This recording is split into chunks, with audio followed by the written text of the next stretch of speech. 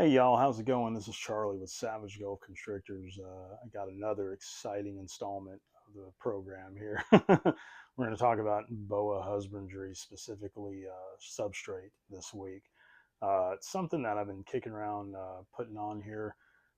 I've used a lot of substrate over the years, everything from uh, you know regular paper like newspaper print or packing paper. I've used aspen bedding, different types of substrate over the years, and they're all good. They all have their pros and their cons. But one thing that I have stuck with over the years, it's really done a lot of good for me, is cocoa chips. And they do make the cocoa fiber, all comes from the coconut husk. The fiber is great too, but it's much more fine. It's almost, especially when wet, it's the consistency of almost like a soil. So it's great for burrowing animals like amphibians, certain small reptiles. A lot of turtles and tortoises can benefit from that probably. But I find for boas and probably obviously pythons too, the actual chips much better product for me. What's great about them, number one, is the humidity. These chips will hold on to some water.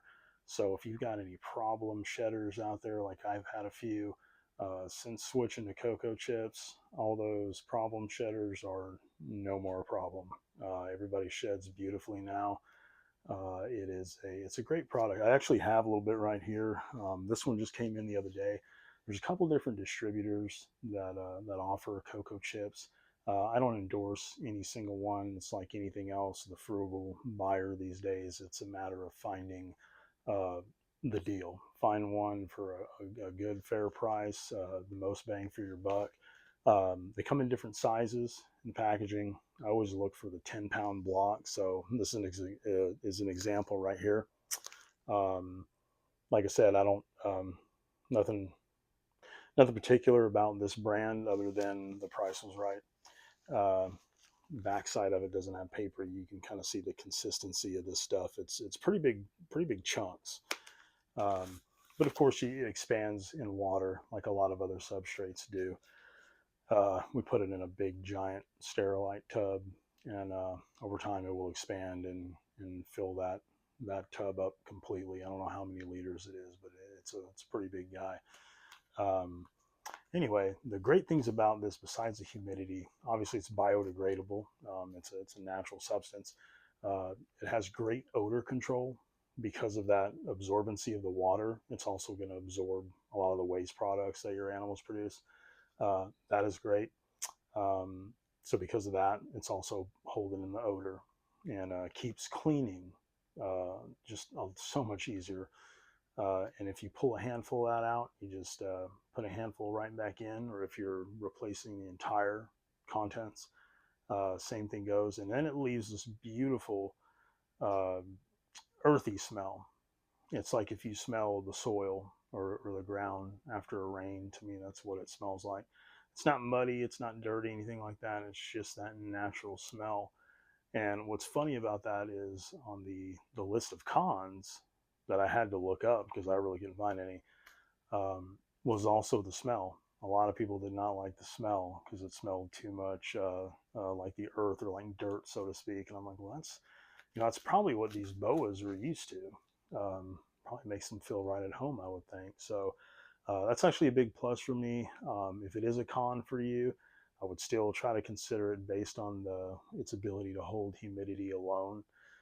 Which brings me to the next con that some people mentioned, was the fact that it does hold so much humidity. And I think what they're getting at is maybe if you have an animal that comes from a desert, arid environment naturally in its home, uh, cocoa chips I think could still work, but maybe hold back on the amount that you're spraying and the frequency that you're spraying water on the actual chip substrate. I know for me, if I give it a good enough dousing, that humidity level is going to hold up sometimes 24 hours plus. I usually spray this stuff down once a day, and I'm usually good. And sometimes it'll last well into a day and a half, 2 days. I'll still have some condensation the sides of the tubs. I'm like, geez, we don't even have to, we don't have to run any water today. So, anyways, depending upon what you're using it for, the ability to hold humidity might be a con as well. Another con that I'd heard about, also have not experienced this personally, was its ability to create some dust. And that is true, especially in the beginning. What I mean by that is if you don't soak it down real well when you're expanding it, there is going to be a little bit of dust if you're breaking it apart by hand. I have not had a problem with it though, especially even in the enclosure. Let's just say it's a brand. I'm switching it out completely for a complete fresh batch in that enclosure. I put it in there.